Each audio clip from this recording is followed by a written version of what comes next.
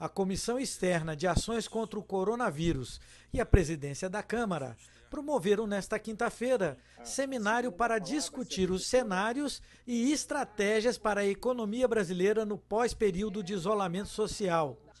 Os convidados reconheceram que a crise não será um fenômeno de curta duração e que o cenário de saída do isolamento social está vinculado ao fortalecimento do sistema de vigilância e da capacidade de testagem da população. Para isso, defenderam o fortalecimento do Sistema Único de Saúde e das instituições públicas de pesquisa. Pensando a potência do Sistema Único de Saúde, é possível pensar uma integração maior entre a atenção primária, a atenção especializada, o sistema de vigilância e todo o sistema de ciência, tecnologia e inovação. O fortalecimento da capacidade, no caso do nosso país, de responder a partir da pesquisa científica e do fortalecimento do nosso Sistema Único de Saúde, o que significa um financiamento robusto e pensando a saúde também como um fator de desenvolvimento econômico. Na prática, nesse momento, o país está deixando passar uma oportunidade de utilizar os programas que já tem. Não precisa inventar nada, é só utilizar o que já tem. Eu vou dar um exemplo. Aqui em Boston, com a ajuda da Partners in Health, eles estão contratando o que estão chamando de detetives COVID.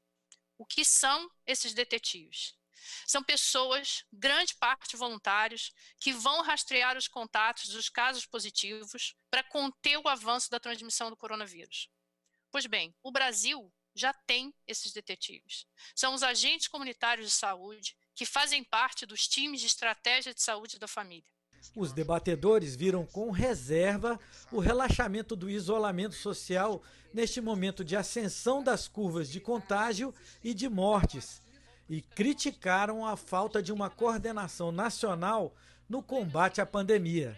Infelizmente, a gente tem mensagens desconexas que vêm dos diferentes níveis de liderança no país. Então é muito difícil a população saber quem ouvir, porque as mensagens são desencontradas. Então, se você está num contexto desse, vai ter uma parcela da população, como a gente está vendo, que não respeita as medidas de isolamento.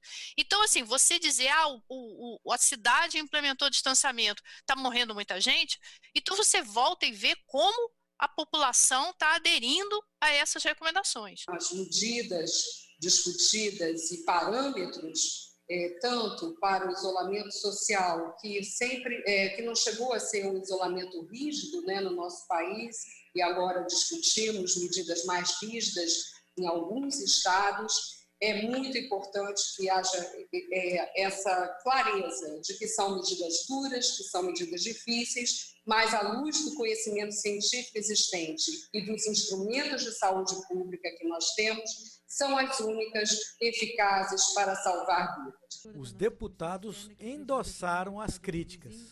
Linguagem única e comunicação. O tamanho desta pandemia vai ser o tamanho que cada um de nós desejarmos.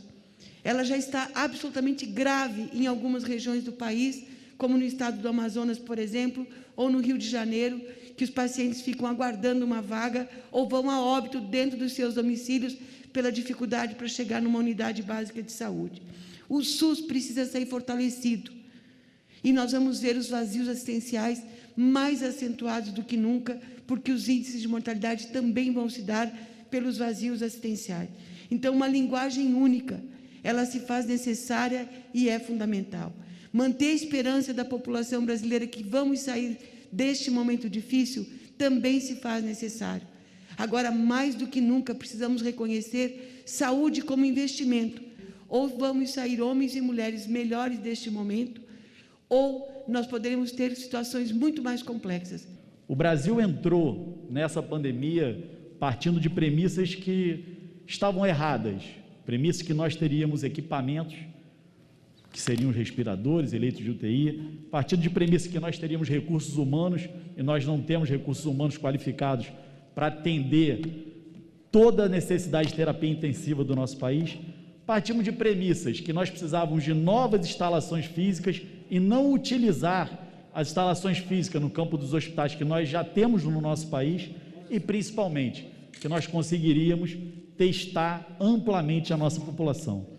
A nossa capacidade instalada hoje para testes PCR-RT, o que faz a Fiocruz no Brasil, mais o conjunto dos laboratórios privados, cerca de 30 mil testes.